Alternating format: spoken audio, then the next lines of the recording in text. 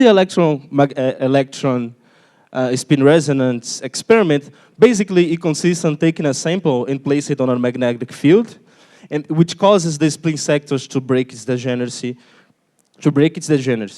And then a microwave radiation is shined into it, which will excite, which will induce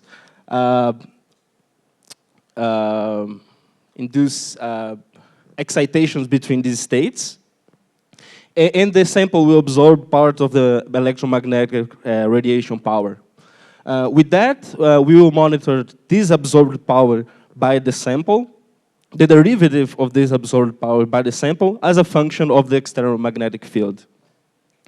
So with that, we can have these two spectra, which is defined by these A, B, and C constants that we have here. So if we are measuring some localized moments, what we will have is the Dyson regime, which is dictated by this asymmetric line shape, as we can see in this chart. And if we are measuring conduction electrons, or some kind of moment with very high diffusion, what we're going to have is the diffusion regime, which is characterized by a symmetric line shape, as shown in this slide. So remember, if we have localized moment, we're going to have an asymmetric line shape, and if we have some conduction electrons, we're going to have a symmetric line shape. Okay? So the GPOMS group were interested in these two samples. The first one was the yttrium platinum bismuth, which is a topological insulator candidate, and the yttrium palladium bismuth, which is a trivial insulator. Both of them are doped with 10% of neodymium impurity ions, which is going to be our magnetic resonant moment. So we're going to measure the electrons from this impurity inside the sample. So what we have in these charts in black is the experimental results, and in red we have our model that we use to fit the experimental data. So as we can see, we have some we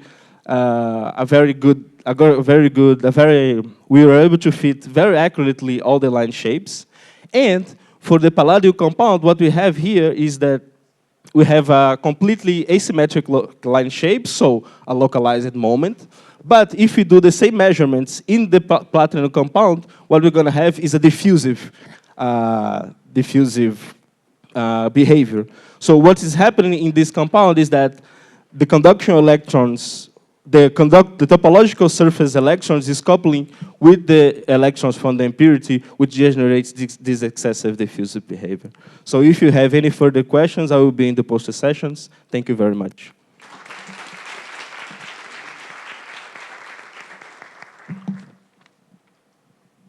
Thank you. The next speaker is Matthaios Chouzouris.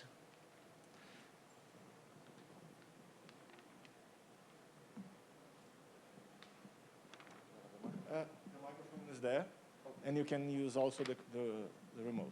Perfect. Hello, everyone. I'm Matthaios. Matthaios Chouzouris. I am a PhD student at the University of Edinburgh. For some reason, this is not visible here. Supervised by Marcelo Diaz. And in our group, we're interested in fracture, in particular fracture of architected materials. Now, you probably all can intuit that fracture is an inherently undesirable process, usually, when it leads to damage. And so, what if we could design how materials break, right? Or functionalize the fracture further? Furthermore, you probably already also know what it means to function or to design a fracture path, right? If you take this paper and you pull it, it's going to break along the perforation that is pre-designed. But this kind of has to tell the fracture where to start. What if we could design the cracks without telling them where to start? So what we could precisely design the fracture process of a lattice in this particular case without telling the lattice where to start breaking. And this is what we're doing. To do this, we have employed a certain type of lattices which are isostatic, and they have these very interesting zero modes which can localize on surfaces in perfect analogy with topological insulators. Furthermore, you can have a directional preference for where the modes go. So if you create a surface that's, in this case here, there's a polarization to the left, if you can see over the laser that's shaking like a leaf. If you create a fracture perpendicular to the direction of polarization, you will get the zero modes all localizing on the right side of the fracture. Furthermore, on top of the localization properties, these modes have a certain shape, which we can control. And what this allows us to do in practice is, as you can see here, there is a lattice with a crack, and the bending stresses in the lattice when you architect it. So in this case, the lattice is hinged, so the bonds are free to roll on each other. Here they are not, but still the bending stresses follow very closely to what the activation of the zero modes would look like, a particular activation at the crack tip. And this allows us to play various games with the crack, so we can guide exactly where it goes, like we can design the angle of propagation, we can play ping pong with a crack, make it go up and down. And experimentally also, we can see that this raises the fracture energy of the lattice because it forces the crack to travel through a larger proportion of the material, right? But why I'm in a school of disorder? Well, experimentally, or a manufactured lattice will have impurities, will have some randomness to it. And these are preliminary results I'm showing you here, but we can see that there are certain distortions we can, I don't know why this PowerPoint looks like this, but here we start with a uniform lattice where the fracture is supposed to propagate straight. If we introduce some disorder, the fracture path follows statistically a random walk, which is really interesting on its own, but also we can distort the lattice in some way to restore the propagation to what it should be. So this is interesting on its own. And then there is also a type of orientation of the polarization which causes the crack to become dilute completely after a certain amount of noise. And these are all interesting results to me. I don't know if this is this is a signature of a phase transition, but obviously I would be very happy to talk about this with you. And yeah, come to play with some Legos around my poster. Thank you.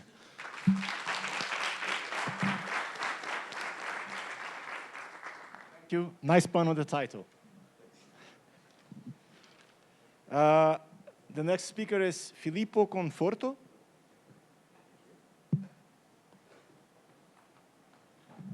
So, hello everyone. I'm Filippo, a third-year PhD student at the University of Edinburgh, and I work on simulating assembly pathway for Olympic gels. Firstly, what are Olympic gels? Olympic gels are a class of gels that are characterized by and are formed by interlinked ring polymers. We do study how to form Olympic gels, in this case, by using this progressive construction that consists in diluting in a very dense condition ring polymers at a concentration that in this case is 5C star, so much larger than the concentration that we define as the overlap concentration. And then we have a small quantity of linear polymers that have active ends and then can form a ring polymer by fusing these ends. So using this construction, we are able to start with this configuration with very few linears. This linear join at the end can link rings together, and then in a set of different stages, over stages, by adding more and more linear, we are able to form a structure that is gel-like by forming these interlink ring polymers. What we see is that over stages, the number of clusters that are defined by locally linked ring polymers increases up to a certain critical stage that also corresponds to the point at which the largest cluster has a mass that goes over what we define as the gel point, so over 50% of the total mass of the system. And so we see that this corresponds to the point at which all the clusters merge together, forming the final gel. So the structure that you get at the end is similar to the one that you see at the bottom left of this slide. And the elastic properties of this gel are very non-trivial, and they seem like to not be linked linearly to the number of links per ring or to the other quantity that we analyzed. So we are interested in understanding how this quantity or this elasticity depend on the length of these rings and on the linear polymers, and model the way this gel form and where this elasticity comes from. And I don't know how I'm with time, but I would like to use my last slide to thank my group for the support in this project. Thank you. And if anyone wants to discuss with me and try to understand what's going on with these gels, I'm here with my poster downstairs.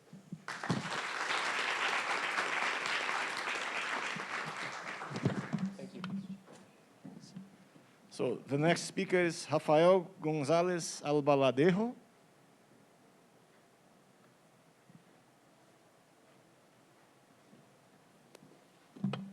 Okay. Hello, everyone. First of all, thanks to the organizers because of this great school. Yes, thank you. So I am Rafael González Albaladejo, and I am the postdoc, a postdoc of Leticia Curiandolo in Sorbonne University. So I will talk about sampling the generalized Gibbs ensemble via constrained stochastic dynamics. So it's related with the lecture of Leticia. So first of all, we have some physical systems as the classical isolated systems, and we know that the non-integrable systems that we have in the equilibration, the Gibbs-Boltzmann distribution. But in other systems, we can see other distribution in the equilibrium as integrable systems. So we use the Newman model, that this is a particle in a high-dimensional sphere in a random quadratic potential to sample this distribution in the integrability systems.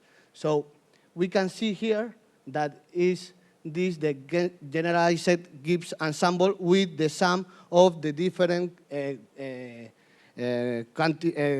conservative quantities with the E. So the idea is to change the Hamiltonian with this order, that we have a conservative Hamiltonian and with the conserved quantities, and we involved this system in position and momentum. So we introduce a new constraint with the Langevin dynamics, and we perceive the spherical constraint, and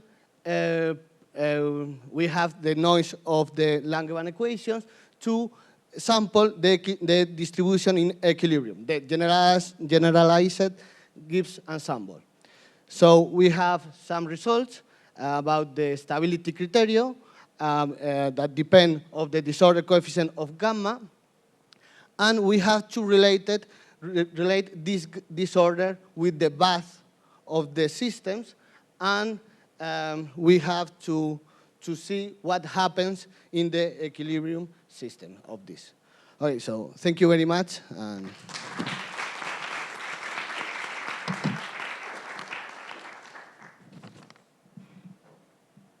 Okay, thanks. The next speaker is Mariana Monteiro.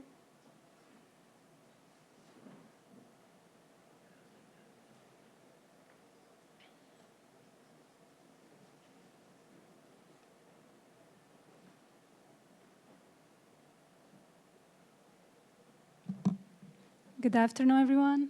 So my name is Mariana. I'm a master's student at Federal University of Alagoas. And this work is all about non-Markovian to Markovian emission dynamics in reservoirs embedded with correlated disorder. So we have our configuration here, which is an atom in the center of a coupled cavity array. The Hamiltonian that describes the systems is the atom in its excited states, an atom-field interaction, and field mode frequency and the interaction between the cavities. So our trick here is that we are introducing a correlated disorder along the field mode of the cavities. So alpha here is the correlation degree, which goes from 0, which is like white noise, that entails understood localization, to infinite value. So these are our results. We calculate the dynamics of the atomic population, which goes from a trapet dynamics for alpha equals 0 to exponential decay to alpha equals 3. We also analyze the spectral density behavior, in which we compare here for a clean configuration of the couple cavity array and for the maximum value of correlation. And you can see that is actually pretty similar. Also, we vary the atomic frequency for other values of the band, and we can see that it goes for, once again, exponential decay to a trapped dynamics, which suggests the presence of localized states. And the figure of merit of our work is a non-Markovian quantifier. So we can see that for the correlation, when the correlation is 0, which means, once again, a random sequence of field mode, we go for a non-Markovian behavior, which means that the system is retaining a lot of memory by the atom. It goes from this to Markovian dynamics, which means that the system has no memory at all.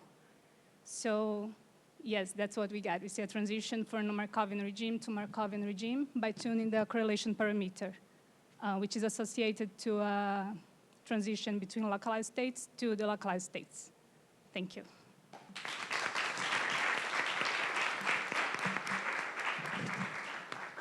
Thank you. The next speaker is Hudson Vinicios Tavares.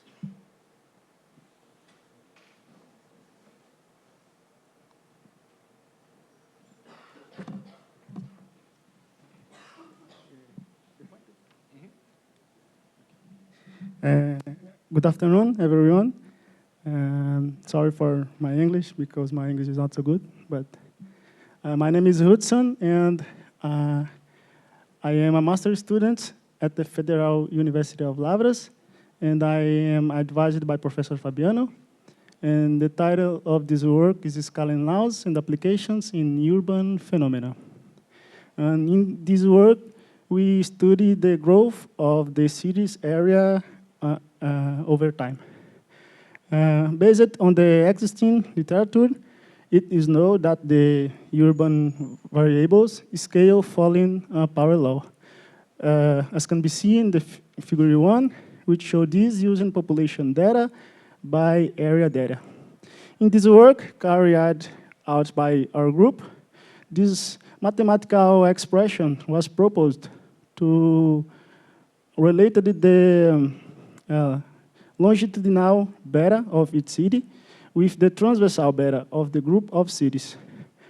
In this expression, each city is treated as a particle in a vector field, as can be seen in figure 2. Here we have internal and external forces with our related with the connection of the people between the people in the city and in the country. And in this work, we proposed a more simple expression to find the longitudinal theoretical beta.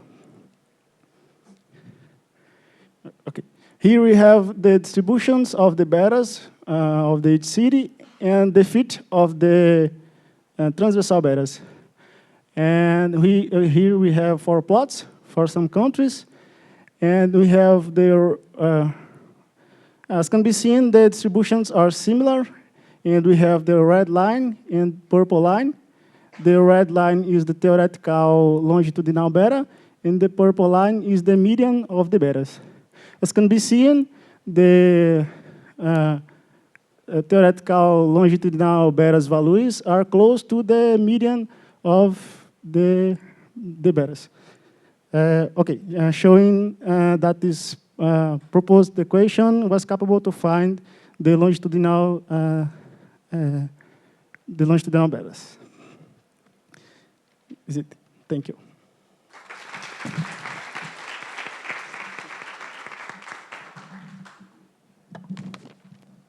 Thank you, Hudson. Now the speaker is Luna Oliveira.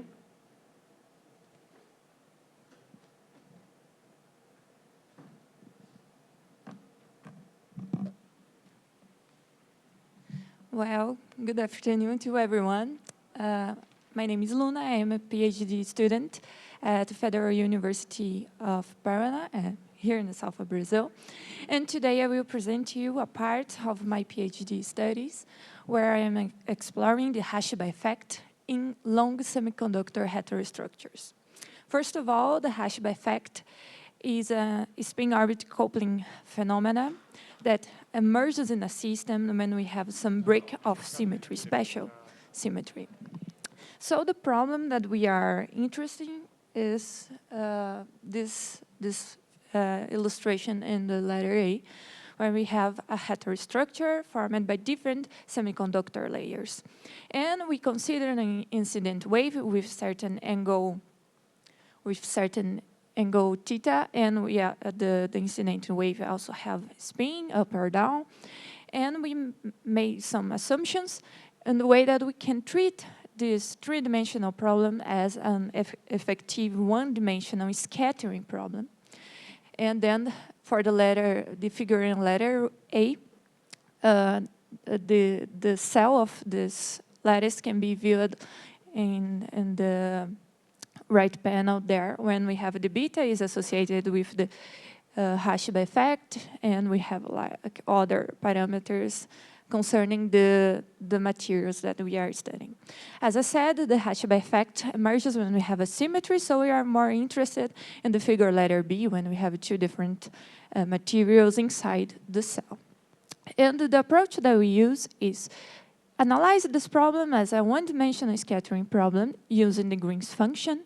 And even for the most general lattice, we can obtain recurrency relations between the scattering coefficients.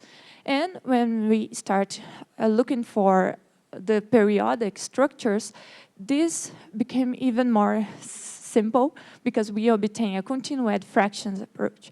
And with this scheme, we can analyze transport properties of very large networks, especially the transmission probability there.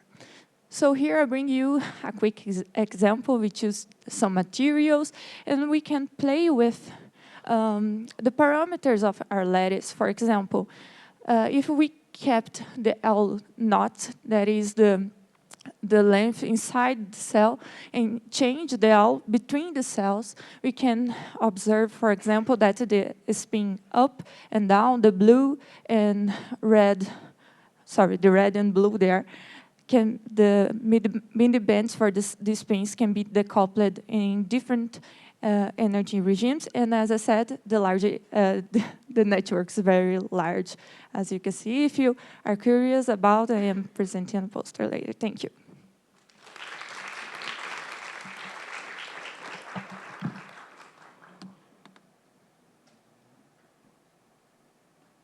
So now the next speaker is Gustavo Diniz.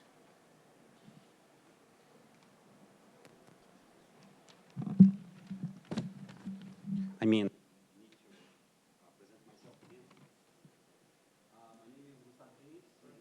so the microphone. Oh.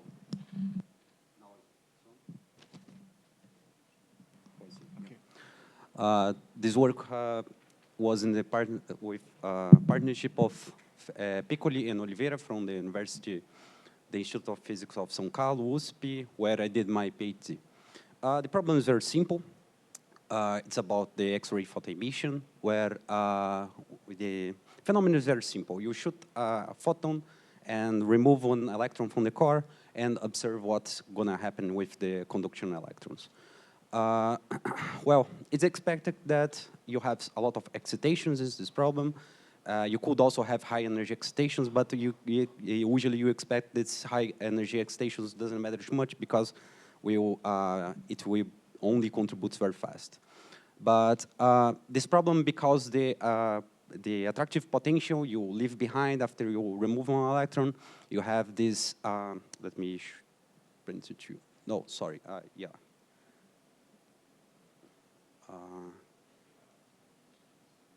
Oh, can you help me? Yeah. What is I shoot the...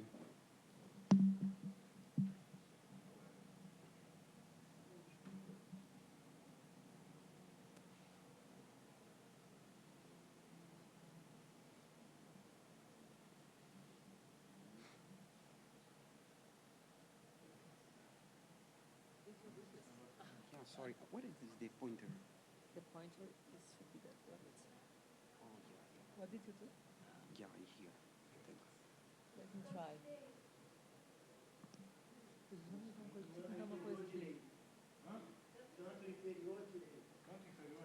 Não, mas para mim, right? Ah, Yeah. so here, and there.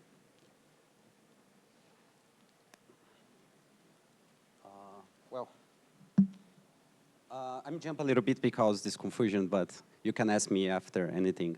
Well, we did some non-perturbative calculations.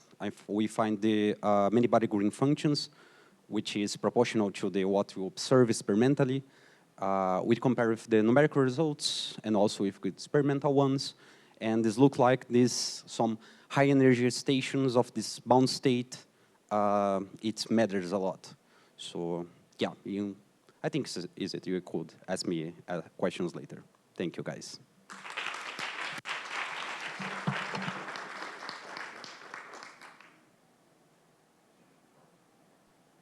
Thank you. Sorry. Now the next speaker is Benjamin Ignacio Paves. Paves. Yeah, could be. Both are supposed to be working. Okay.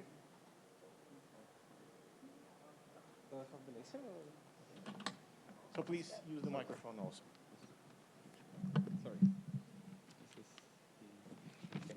Okay, so I'm Benjamin Paves. I work in elasticity of random semi-flexible chains. Basically, our model is a chain that has a prescribed random curvature, random rest curvature. And at 0 temperature, we have that we find and we characterize distinct stiffening regime. This is for a flat spectrum, which is different from the strain stiffening regime. Actually, this has a connection with what Leticia said, because if you flip the axis, this is a ballistic regime, this is a diffusive regime, and this is the saturation.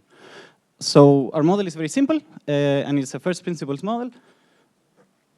And we find that after thermalization, we have two contributions. We have the usual thermal contribution, which at high temperatures has linear elasticity. And at low temperatures and strong forces, or moderate forces, we have that the usual Marchiosilla type elasticity, which is contractile because it's the response, the entropic penalty for stretching the chain away from the most entropic configuration. But we also have this geometrically induced stiffening, which is seen in this phase space, which is the third parameter. So that is all. If you have any questions, please come ask me in the poster session. Thank you.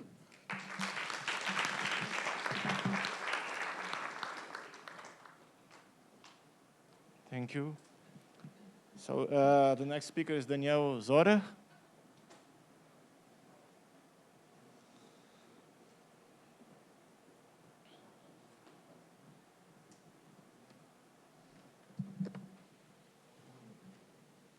So good afternoon, everyone. My name is Daniel Zoher. I'm currently a master's student at São Carlos Institute of Physics. My advisor is Professor Victor Quito. And today I'm going to talk about multidimensional spectroscopy of strongly disordered spin chains. So the idea of this technique is that you send a train of pulses, in this context, 2 pulses, so two-dimensional spectroscopy, toward a sample actually. And at a time t after the second pulse, the last pulse was sent, you probe, usually magnetization. And magnetization can be written in terms of the magnetic susceptibilities, both linear and nonlinear. So here in this expression, alpha and beta, they are the Cartesian components, x, y, or z. And the first order response is related to the case of only one pulse sent, is given by this relation here. So in this context, A and B are again the Cartesian components, and the M's, they are the spin operators. And for the second order response, we're talking about the 2 pulses case. We have 2 times here, is the thing I would like to point out. And so what's the great news of this technique? So if you calculate the first order response and then you go to the frequency domain and graph, for example, the imaginary component, like this one here, you get a lot of peaks congested. Each peak corresponds to the transition energy between states of your system. And in the linear response, they are all congested, they are all nested.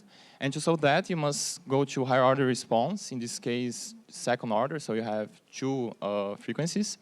And the idea is that the peaks will get all aligned along the diagonal line, so you get it decongested, basically. Talking about the models I'm working with, the first of one of them is this non-interacting disorder spin one ensemble. So it's disorder in the sense that alpha has randomic values between 0.85 and 1.15. And also we have this quadrupolar term here. So for the first order response in the context of 1,000 realizations, so 1,000 different alpha values, we plot the imaginary component, and here we see basically two plateaus. And the idea is that inside these plateaus, there are 1,000 peaks correlated to the 1,000 sortings of alpha. And in order to, they're all nested, and to decongest them, we go to the second order response, again for the same 1,000 realizations. And here in the real component, we can see that the peaks, they get aligned along this diagonal line. So by doing so, we want to analyze the effects of disorder in the two-dimensional or second-order spectrum and possibly probe the quadrupolar excitations of the system. And another model we've been working with is this disorder Heisenberg chain of spin on half. To solve it, we must use the strong disorder renormalization group. I won't go into details because I'm running out of time, so you can talk to me later. But the idea is that as you run the decimation step of the SDRG, you get spins decimated, but not all of them. When you stop running the decimation step, you still have a fraction of activated spins. And we want to conciliate these non-decimated spins of this SDRG with the b-dimensional responses and possibly probe the SU-true emergent symmetries in this b-dimensional spectrum. So feel free to talk to me later, and thank you for your attention.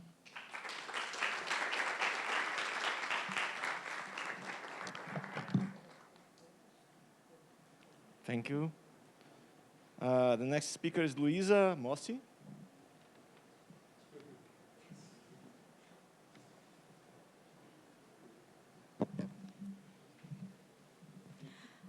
Hi, my name is Luisa Mossi, and I'm a physics student at Federal University of Rio Grande do Sul in Porto Alegre.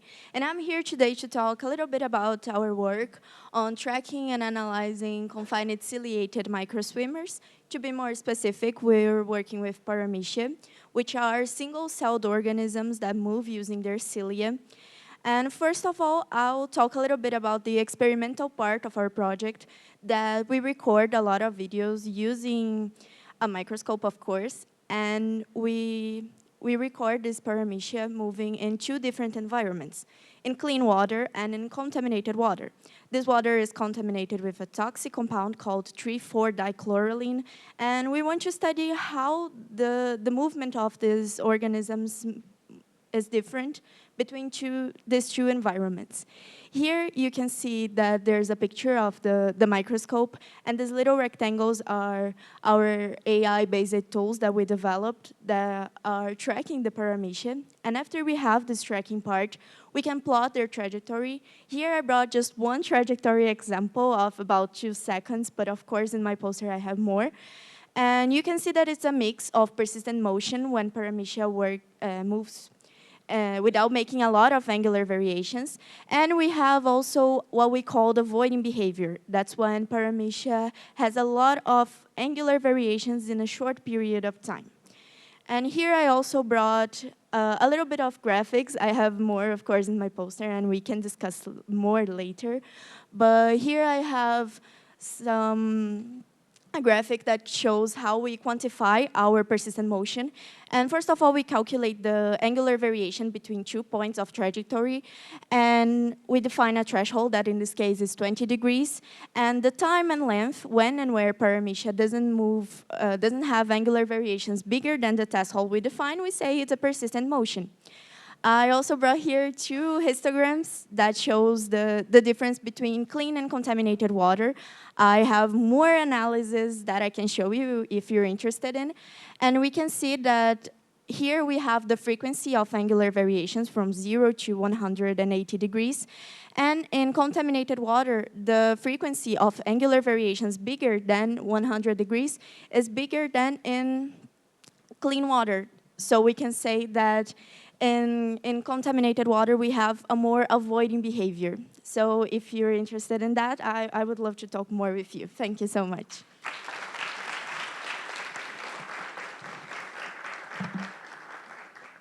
Thank you. The next speaker is Miriam Jimenez.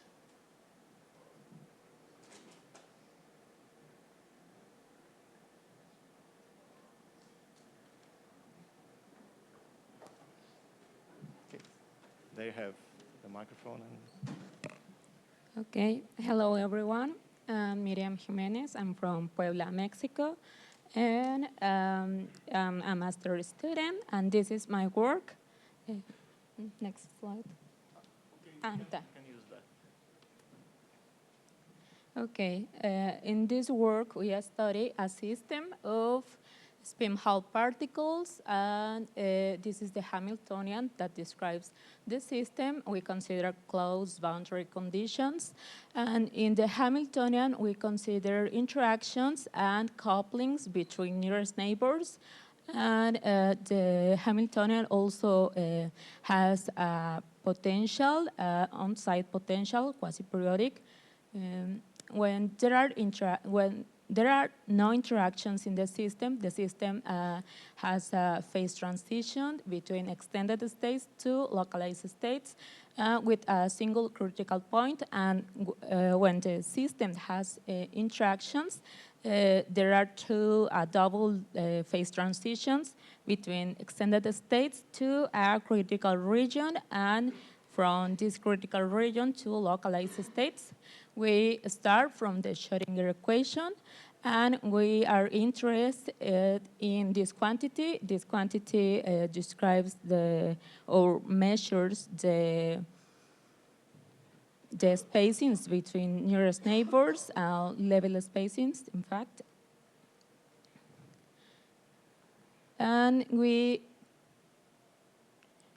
treat the energy spectrum of the system as a time series, and we describe this time series using a useful tool called power spectrum.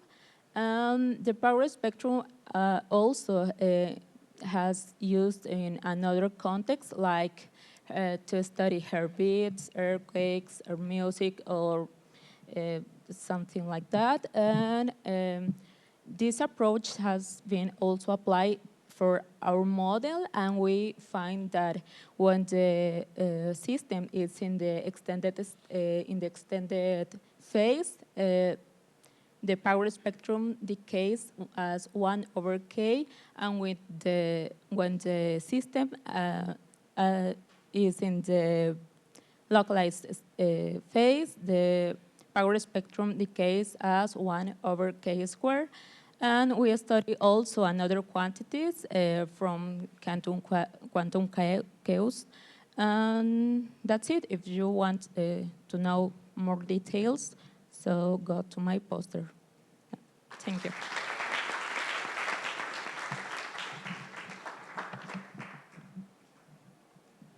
Thank you. The next speaker is Lambu Carmel.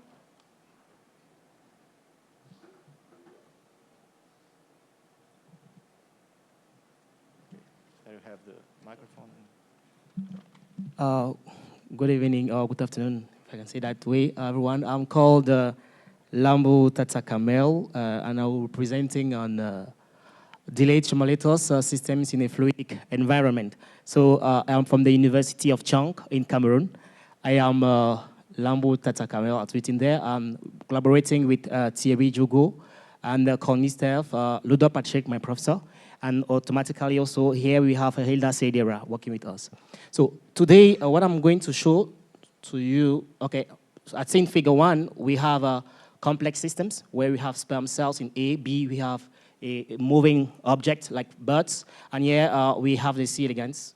And also we observe that our model, which is a mathematical model of Chouzouris, which actually has a spatial dynamics and internal phase dynamics, has these dynamics as seen in figure 2, where A to E accounts for those without delay, and F and G accounts for those with delay, the boiling state actually. So when we introduce our parameter D, which actually implements a fluidic environment surrounding, we observe these dynamics where here you have mu0, there's no viscosity, and here viscosity is introduced. So here we have an interplay between delay and mu.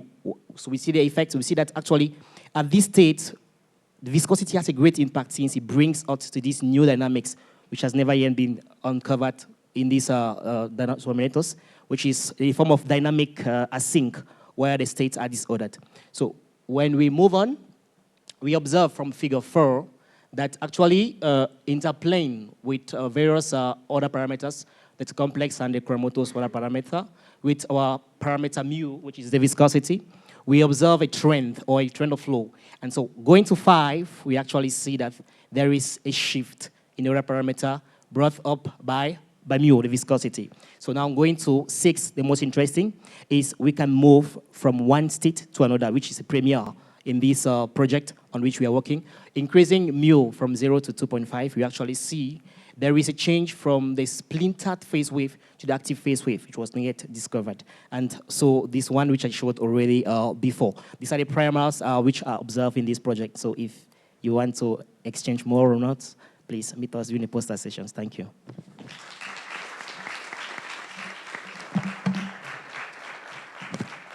Thank you. Next speaker is Riccardo Cipolloni.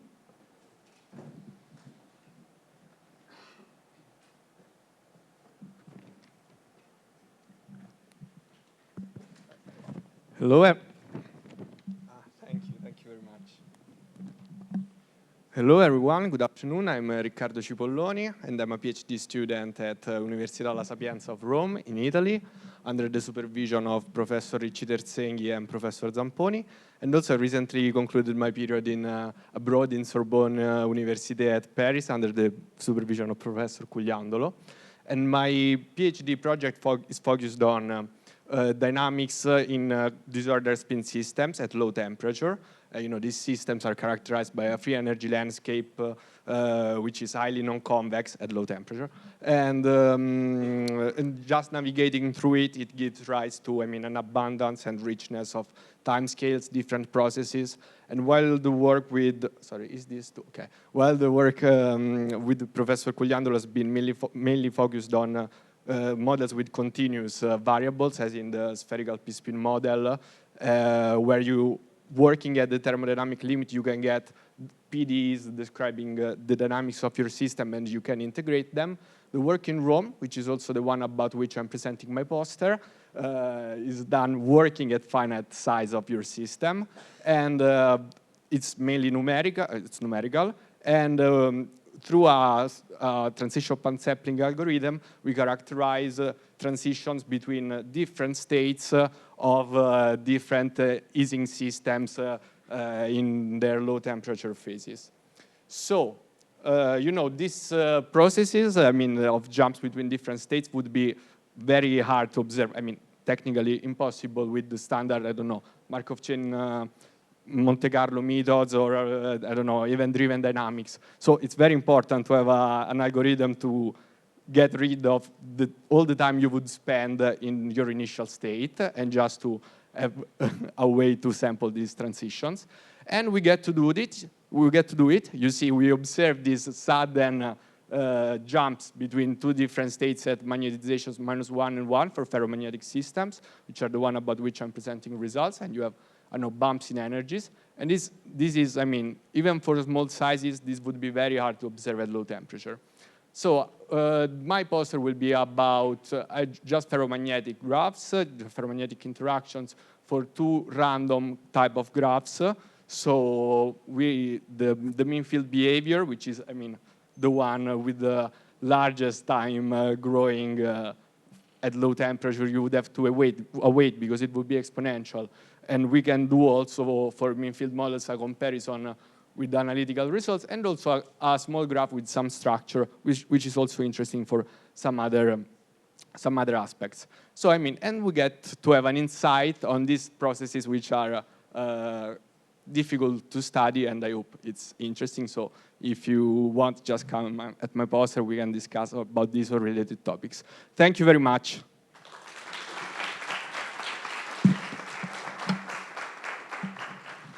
Thank you. Next speaker is Rodolfo da Rocha.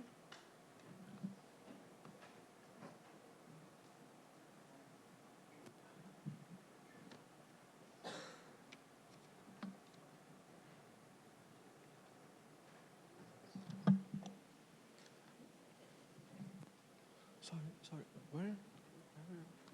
Não está funcionando? Será que ele desligou? Deveria ser silêncio. So, hello everyone, my name is Rodolfo. I'm PhD student at UERJ, and my advisor is Letícia Palhares. In my poster, I'm going to talk about my PhD research that's exploring pion condensation using the functional renormalization group. So the main idea is to study how quantum non-perturbative fluctuations affects the critical parameters of phase transitions of charge, scalar fields, and finite temperature and density.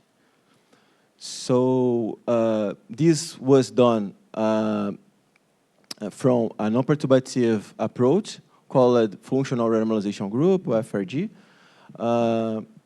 This approach is based on Wilsonian idea of the integrate out momentum degrees of freedom. And we start, and to compute this approach, we need to start from effective average action that is modified by the mass terms that suppress infrared modes that can be appeared in our theory. This effective action must be interpolated between two limits. The classical limit from the classical limit to quantum limits. This interpolates is made by the non-perturbative equation of the renormalization group, this one. This equation is very hard to solve, so we need some approximations or ansatz. In our model, we use the more simplest ansatz to solve this equation, that this one, these local potential approximations, where our order parameters gonna be the mass. So with this approach, we can compute the physical mass of our field, and we can compute the running coupling constant as well. We can compute the critical mass where the phase transitions gonna be occurs. We can compute as well the critical parameter, and we can construct the phase diagram and compare with the literature. So I'm here in this event to scope my research and looking for collaborations to apply this method. So for more information, please check out my posters. Thanks.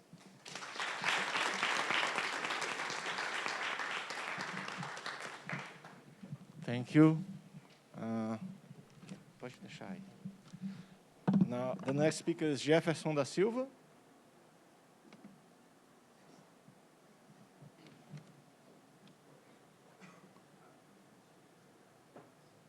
Okay. É só passar e o laser é.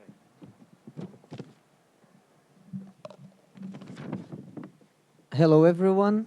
My name is Jefferson. I'm a PhD student at the Federal University of Rio Grande do Sul, supervised by Fernando Metz. And today I'm going to talk about this nice collaboration with Diego Tapias and Peter Solich from the University of Göttingen in Germany. So the idea to study the spectral properties of matrices associated with complex networks is because they are important tools to describe a series of phenomena in complex systems, such as diffusion processes, spreading of diseases, and consensus dynamics in social networks, and many others. So I'm going to try to be as simpler as possible here, and if you want to hear in more detail, we can discuss in the poster session. So the idea here is that when the connectivity of the network is finite, we have this called cavity equations that are stochastic equations for solving this problem. And usually this problem can be solved like numerically. And our approach here is to study analytically the spectral properties of this complex network by taking the high connectivity limit. So we are going to take the connectivity going to infinity, but we are going to still capture the heterogeneity of the network through this, what we call this rescaled degree distribution. So we have two disorders here, Cij, which accounts for the disorder in the topology, and Jij, which accounts for the disorder in the couplings. Cij is equal to 1 if there is a connection between nodes Z and J, and 0 otherwise. So here we have a plot of the spectral density for different values of heterogeneity. Here, this parameter gamma is the inverse of the variance. So the larger the gamma, the more homogeneous is the graph. So this is for two different values of the average of the couplings, Jij equal to 0, and Jij different from 0. The main difference here is that when Jij is different from 0, there is a break of symmetry in the spectral density, and the main feature of this plot is this one on the left, that we can see a divergence for gamma lesser or equal than 1/2. And the main result of this paper is that when there is a divergence in the spectral density, there is a delocalization transition for the eigenvectors at the center of the spectrum. If you want to hear more about, we can discuss in the process session. Thank you very much.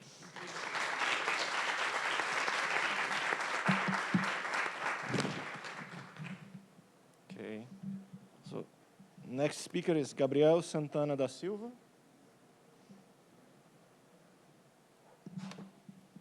Hey. Hello, everyone. Sorry. Hello, everyone. My name is Gabriel Santana. I'm a PhD student from Federal University of Rio Grande do Sul. And on the group, we work with unconventional superconductivity. Specific for this work is spin triplets that I comment about it. But first, I'd like to thank this collaborator because I made this work partially on Netherlands in Leiden University. Superconductivity is a macroscopic quantum coherent state that makes a material behave like a perfect diamagnet and also presents zero resistivity. This is possible because below a critical temperature, the conducting electron form a bound state called Cooper pair. They are protected by an energy gap. We also know that by applying magnetic field in a superconductor, we suppress these states, and this happens by two independent mechanisms, namely orbital effect, which is related to the orbit of the supercurrent, and the spin paramagnetic effect, or Pauli effect, which is related to the Zeeman split energy exceeding this gap. Usually, the known superconductors are limited by the orbital effect because its critical field is smaller than the other mechanism. But interesting, this orbital effect is dependent by the geometry of your system, because since it's related to the orbital motion, you can imagine by go to nanostructure or confined one-dimensional, you enhance this effect. But even though if you keep decreasing the thickness, we are still limit the superconductivity by this other mechanism here. And that's why spin triplet superconductors are interested in a hot topic on the area, because in this case, you don't have this limit because your Cooper pairs are made by electron with aligned spins. And there's many applications such as spintronics or superconducting magnets. So my work here is to show experimental evidence of violation of this Pauli limit in nickel bismuth bilayer schematically drawn here. I don't have time to go further, but the idea is that from magneto-transport measurements, we show that the system violates Pauli limits, and the most important results are on this graph. So on the y-axis here, I show the upper critical field, which tells how much magnetic field the system can hold until it breaks superconductivity, divided by this theoretical Pauli limit in function of reduced temperature. So at 1 here, this is correspond to the Pauli limit theoretical limit, but in practical, you can have like other mechanisms that can enhance this limit. But in literature, you have a maximum for how much you can increase this Pauli limit that are covered by all this blue area here. So basically, we show experimental evidence that this material holds superconductivity above all the conventional models. And if you are interested, I discussed on the poster the possibility of this actor structure hosts spin triplets and other unconventional pairing. So if you are interested in the area, please come to see my poster and in question. Thank you.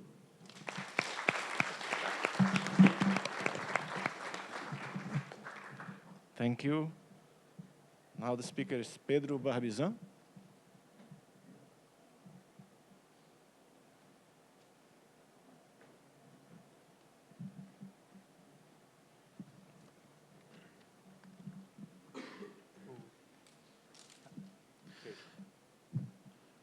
Hello, everybody. You can hear me? So I will talk about the entanglement entropy in long-range Kitaev chains.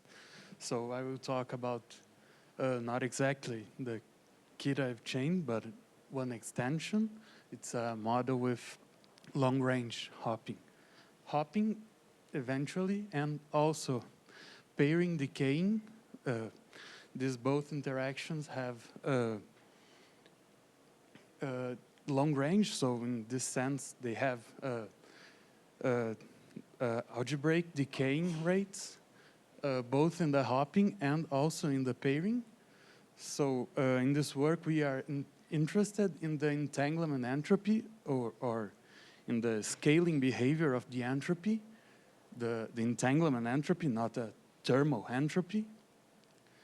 And this entanglement entropy in Kitaev chains are originated from Majorana zero modes, which are characteristic excitation for P-wave superconductors, or in triplet states.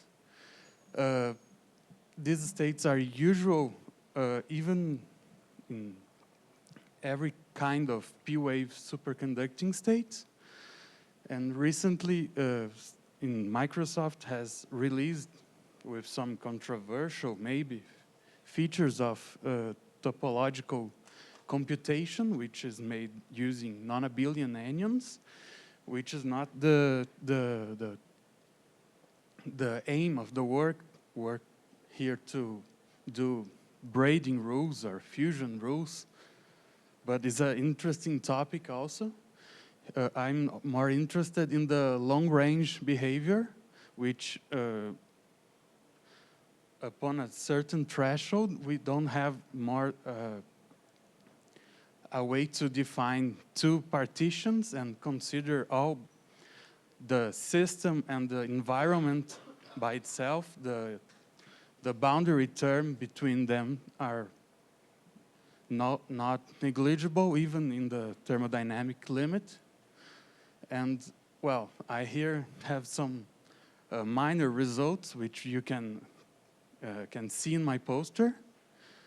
These both are the correlations, the normal and anomalous correlations. We see in blue the gapped phases, and in red the critical phase. We see that there is a critical behavior, a decaying behavior. This is for the Kitaev chain. And in this last picture, we have a long-range decaying of the normal correlation in a gapped phase. So we don't have more exponential decaying, which upon a certain threshold will violate the entanglement law area, which is another part of the work, which you can know if you see my poster. Thank you.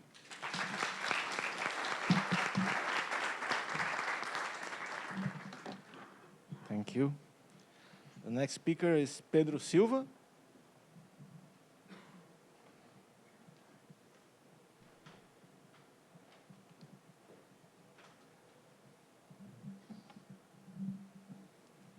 Qualquer dos dois, mas acho que esse pessoal está usando mais esse aqui, não sei o que é isso.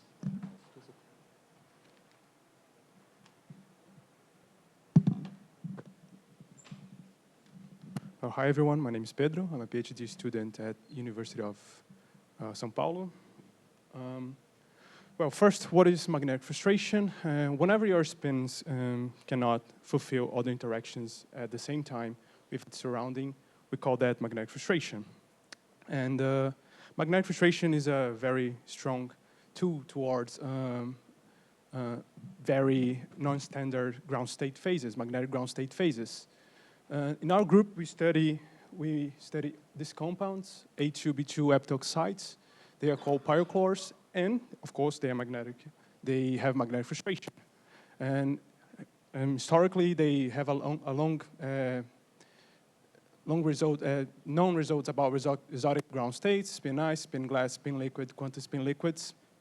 And well, if B is large enough, the stable phase is no longer the pyochlores, but the is a defect fluoride.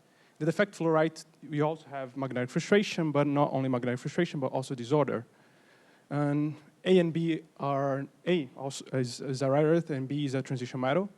And so A and B share the same lattice with a 50% of occupancy, and you have oxygen vacancy within the unit cell to keep charge neutrality. So our question is, what happens when you mix frustration and disorder?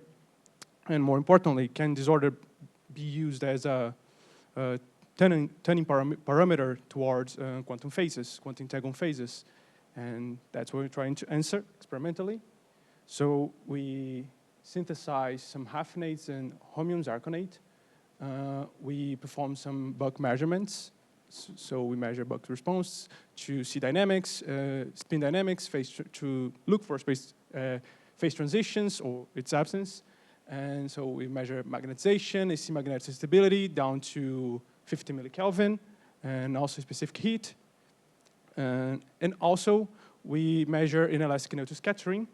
So to see the crystal electric field excitations, these nice absorptions here, these regions. So to model that, we develop 2-point charge models. One is the more standard one that accounts for local symmetry, and the other one tries to embrace the disorder in our compounds. So we try to consider the less symmetrical environments due to the oxygen vacancy. So we have a very nice Hamiltonian here, and to see more, go see my poster. Thank you.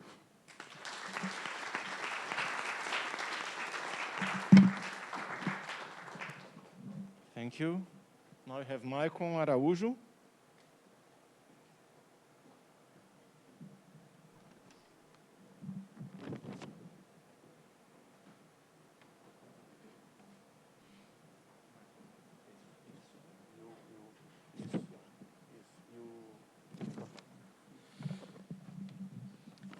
Hello, everyone. My name is Maicon Vinicios. I'm a postdoc at USP, but this work have been developed at UFRJ. And I'm going to talk about the two-dimensional Hubbard model on an isotropic triangular lattice. And as Professor Eduardo Miranda have discussed earlier, this is the Hubbard Hamiltonian, where we have, in simple terms, a combination of a tidy binding term or band term plus an electron-electron interaction term. And why are we interested in triangular lattices? Well, like Pedro discussed until now, this model in the strong coupling limit and at half filling sustain a ground state which is antiferromagnetic. So the spins are aligned in anti-parallel ordering with each of its neighbors. But if you think about this kind of couple in a triangular geometry, we cannot satisfy all the connections of the spin, so we have a frustrated structure. And frustrated systems normally sustain some exotic phases like quantum spin liquids, topological insulators, and another kind of phases. Furthermore, recently, the first fermionic triangular optical lattice have been achieved by Peter Chouzouris and his group. So these are the first motivations for our work. And what is the idea here? So we intend to study the anisotropic triangular lattice, where the anisotropic factor is introduced through this hopping, this T-prime hopping in the diagonal direction of a square lattice, which is topologically equivalent to a triangular lattice. So we interpolate through this T-prime hopping, we interpolate from a perfect square lattice when T-prime is equal to 0 to an isotropic triangular lattice when T-prime is equal to T. And through some transport properties and spin correlation functions, we intend to study, we obtained this phase diagram where it was possible to map the metal-insulator transition as a function of the anisotropy. And right now we are using these spin-spin correlation functions in order to get insights about the magnetic change in this insulator region. So for more details, if you are interested, I see you at my poster presentation. Thank you very much.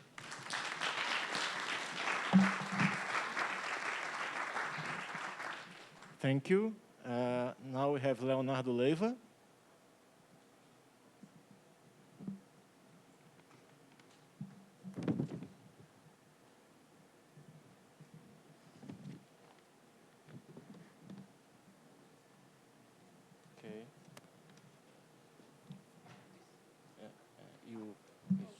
Hello.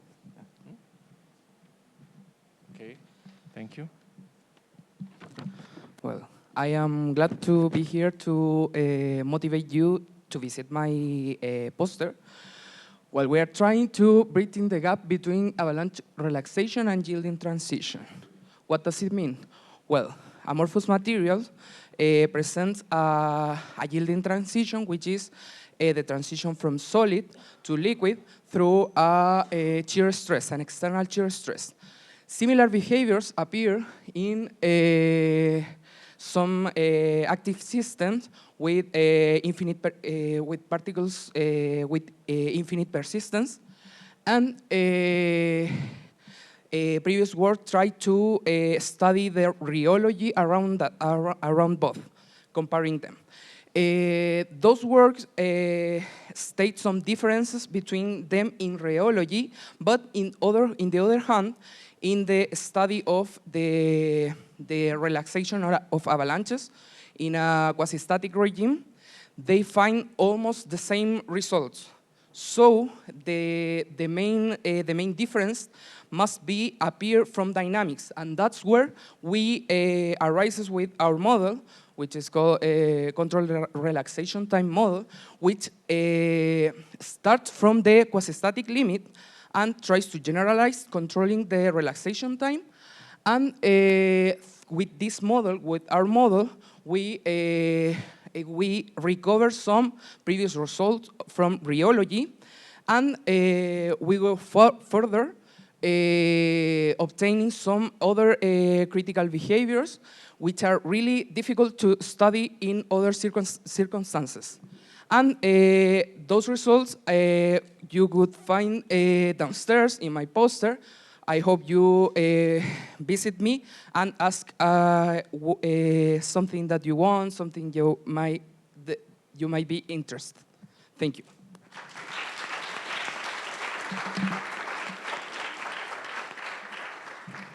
Thank you, Leonardo. Next speaker is Anne Fonseca.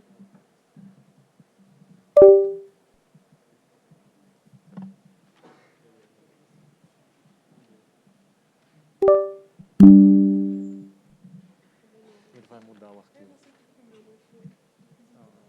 Fez alguma confusão na hora. Põe 3 aqui. E aí muda aqui. Isso, é.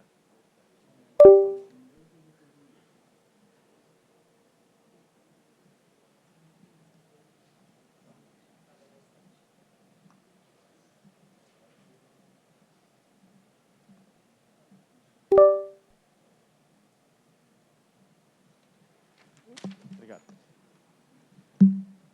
Good afternoon, everyone. So today I'm going to be talking a little bit about the work that I developed during my master thesis. I'm currently a PhD student at Unesp in Rio Claro, São Paulo.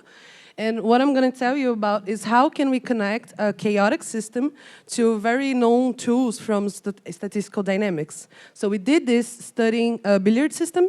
So a billiard is a very simple system. It can be described as Hamiltonian.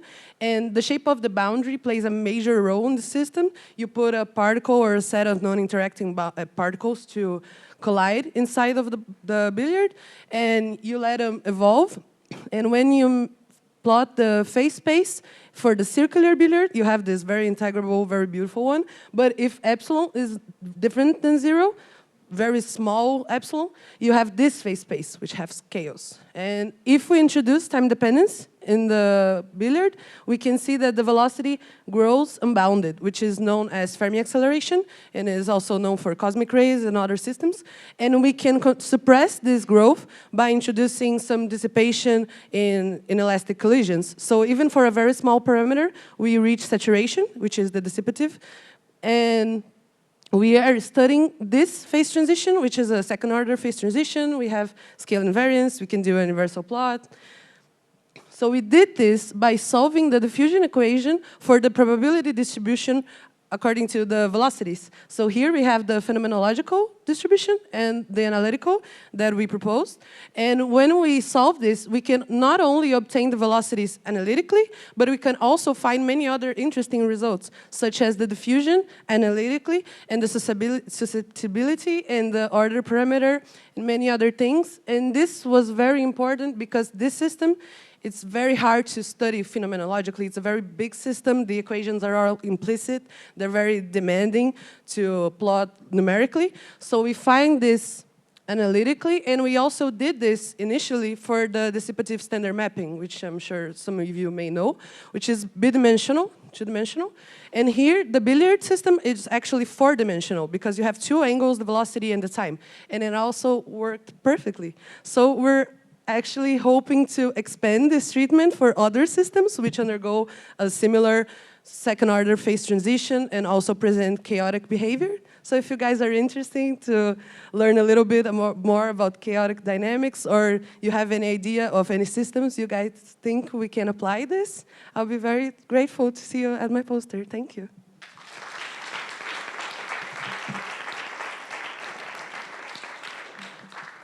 Thank you. And the last speaker of this session is Youssef Ayache.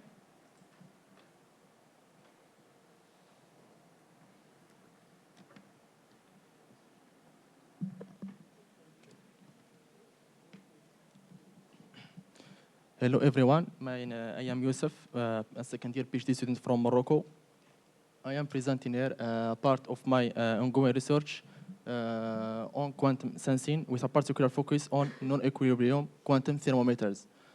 The motivation behind this focus is related to the recent development on quantum thermodynamics and cryogenics, which requires low temperature to performance effectively. And the conventional thermometers, classical thermometers, fail to perform at this low temperature close to 0 Kelvin, so which necessitates the use of quantum thermometers. In general, the mechanism of proving temperature of a quantum environment or an environment in general can be divided into 3 steps, 3 major steps. The first one is preparing the quantum thermometers, which is here represented by a two-level system in its ground state or excited state, or the superposition of both, which allows him to achieve optimal sensitivity. And then the interaction between these quantum thermometers and the environment to be probed is switched on. During this interaction, the quantum thermometer starts to encode temperature information through the decay rate imposed by the environment and its interaction. And the last step is to find an appropriate measurement strategy that is feasible for a practical experiment. So in our model, we deviate from this standard approach and we introduce another strategy, which is we use a quantum thermometer here that is interacting with a quantum system known as oscilla, which is considered in our work as a two-level system also. And this oscilla is embedded into a thermal environment, assumed to be in equilibrium with temperature T. In order to study the evolution of our quantum thermometer, we combine quantum thermometer with the oscilla as a composite system, and we use the theory of open quantum system as mentioned by Prof. Leticia in her lectures through the Lamblardian master equation. And after solving this master equation, we apply a partial trace to remove the degree element of the oscilla, and then we obtain the state of the probe. So here we compare our approach and the conventional approach with coupling the probe directly to the environment, and we see that the sensitivity of our approach here by the dashed blue line is surpassing the conventional case. And in terms of the accuracy, here we report the inverse of the optimal relative error, and moving from moderate to strong coupling between the probe and the oscilla enhance or increase the accuracy of temperature estimation. But one of the disadvantages of this approach is that the accuracy is requiring more time interaction by the optimal time here. So if you are interested in this domain, please find me at the poster sessions.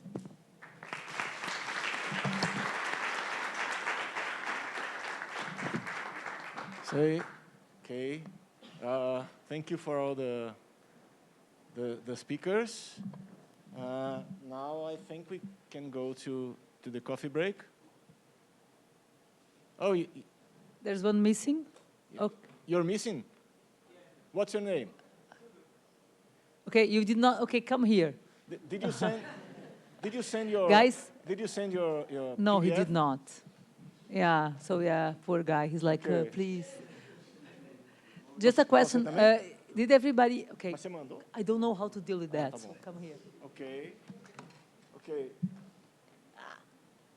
Do you know how to? Just a thing. I don't know if this one is important for that. Just while he's putting there, just one point. Did everyone sign the list that's passing through? No, the students. Where is the list? The attendance list. Oh, it's there. So you can. Okay, so it's going there. Okay. I hope it's going to be possible.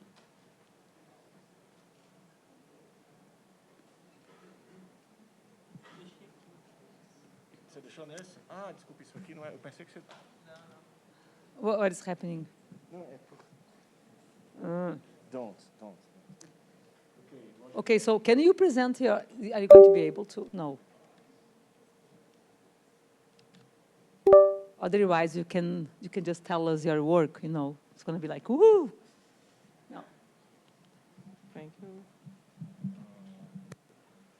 So. Olha lá, Silvio. Eu acho que esse aí deve funcionar. É o Logitech, esse aí? É, acho que vai ter que usar esse. Esse aqui, né? Não sei qual dos dois está funcionando, porque eu tive que desligar um deles. É só... Acho que é esse aqui. Esse aqui está funcionando.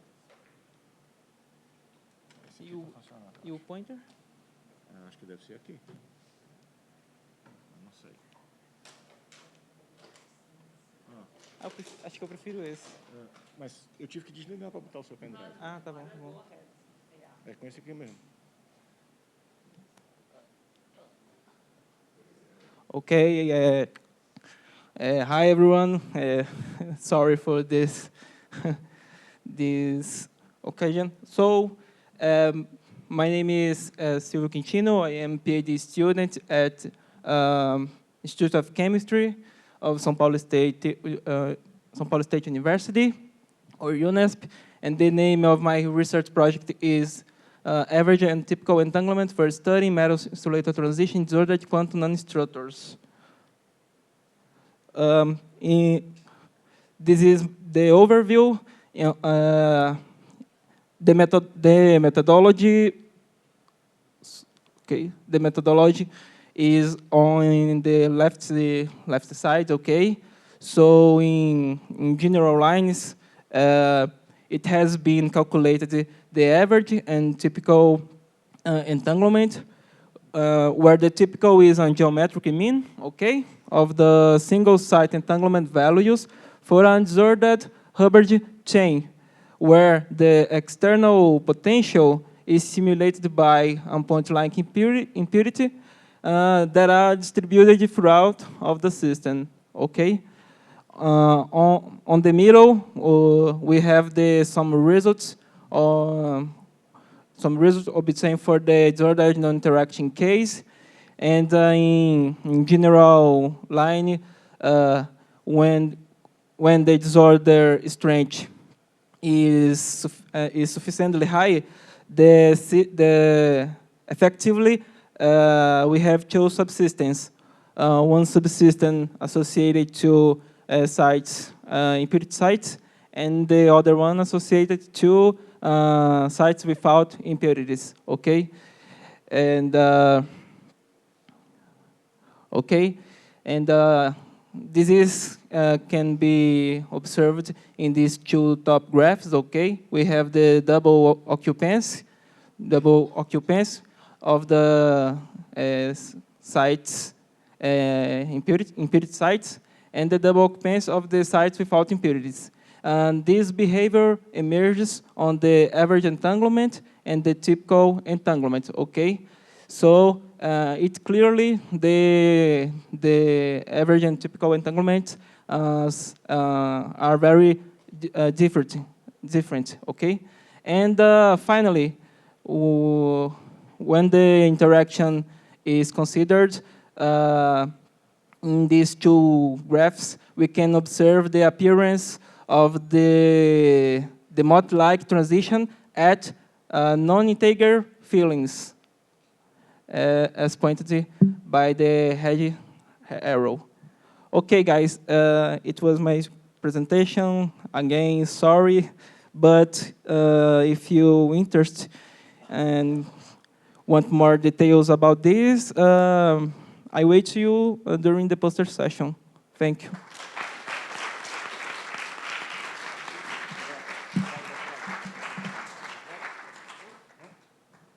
Okay, so we have one more speaker. Okay, Maurice. Hello, everyone. My name is Mauricio Marques. I am PhD student of Universidade Estadual do Rio de Janeiro. And the title of my poster is Entropic Extensivity and the Large Deviation in the Presence of Strong Correlations. The standard large deviation theory mirrors the Boltzmann-Gibbs factor, which describes the thermal equilibrium of short-range Hamiltonian systems, the velocity distribution of which is Maxwellian. It is generally applicable to systems satisfying the central limit theorem, among others. When we focus instead on stationary states of typical complex systems, for example, classical Lagrangian Hamiltonian systems, both central limit theorem and large deviation theory need to be generalized. In my poster, we present analysis of a relatively simple model, somewhat mirroring a spin-on-half long-range interaction ferromagnets, where a strong numerical indication of a generalized large deviation theory probability distribution is given. Thank you.